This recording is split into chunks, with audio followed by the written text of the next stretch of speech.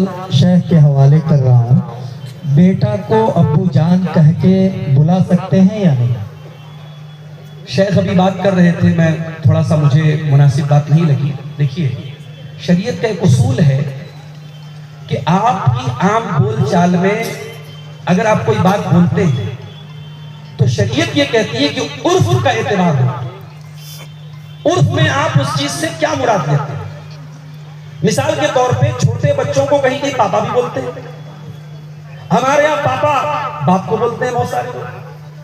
تو کیا چھوٹے بچے کو اگر کوئی پاپا بولتا ہے تو کیا اس نیت سے بول رہا ہے کہ میرا باپ ہے؟ تو یہاں پہ اگر ہمارے عرف میں چھوٹے بچوں کو لوگ سالے بول رہے ہیں تو وہاں سالے سے کوئی مراد اپنی بیوی کے بھائی کو نہیں لے رہا ہے۔ بنارس میں آپ غالباً آپ کے اگر کسی کو سالے بول دیا جائے تو ناراض ہو جائے گا آدمی، بھئی گالی دے دیا۔ بنارس میں بہت سارے لوگوں کی بول چال میں، بنارس اور مئو میں جو ہمارے بھائی پڑھے ہیں وہ جانتے ہیں، وہاں بول چال کا ایک کلچر کا ایک حصہ ہے، بات بات پہ سالے بولتے ہیں۔ تو اس طریقے کے جو الفاظ ہیں اس میں ہم اس کے معنی کو طے کرنے میں ہم یہ دیکھیں گے کہ سماج میں کیا معنی لیا جائے۔ تو ہم زیادہ سے زیادہ یہ بول سکتے ہیں کہ بچوں کو سالہ کہنا مناسب نہیں، حرام کا لفظ استعمال کرنے سے پرہیز کریں، ڈائریکٹ اس کو حرام نہیں بولیں۔ اسی طریقے سے آپ نے کہا چھوٹے بچوں کو ابو جان جو بولیں، بھئی اب بچوں کو ابو کیوں بولیں گے؟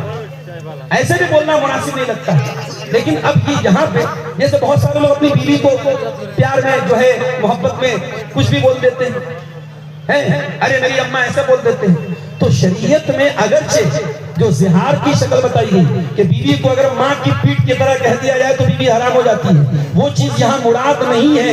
انسان اس نیت سے اپنی بیوی کو اماں نہیں کہتا ہے، مگر نہیں کہنا چاہتا، مناسب نہیں ہے، غلط ہے۔ اس طریقے کے جو الفاظ ہیں ان سے بچنا چاہیے۔ ابھی ایک مسئلہ ہمارے سامنے آ جایا، ایک صاحب نے ایک عورت سے نکاح کیا، ابھی رخصتی نہیں ہوئی ہے، نکاح ہوا ہے، عورت سے ان کی بات چیت ہو رہی ہے موبائل پہ، جائز بھی ہے، نکاح اگر ہو گیا ہے تو جائز بھی کوئی مسئلہ نہیں ہے۔ لیکن آپ ایک بات سمجھ لیجیے، اگر نکاح ہو گیا ہے تو رخصتی کر دینی چاہیے۔ رخصتی نہ کرنے کا نتیجہ کیا ہوتا ہے؟ موبائل پر ہر طریقے کی بات ہوتی ہے اور کبھی کبھی بڑی غلط فہمی پیدا ہوتی ہے۔ تو شوہر نے بیوی سے کیا کہا غصے میں کہ میں تمہیں چھوڑ رہا ہوں۔ اب بیوی بیچاری پریشان ہے، اس نے مسئلہ پوچھا کہ مولوی صاحب شوہر نے ایسا بول دیا میں تمہیں چھوڑ رہا ہوں۔ تو میں نے کہا اگر اس نے طلاق کی نیت سے بولا تو طلاق ہو جائے گا۔ شریعت کا مسئلہ یہی ہے، اگر آپ نے جس نیت سے بولا ہے، اگر آپ نے بیوی سے اس نیت سے بولا ہے کہ طلاق دے رہے ہیں اور آپ نے کہا میں تجھے چھوڑ رہا ہوں تو طلاق ہو جائے گا۔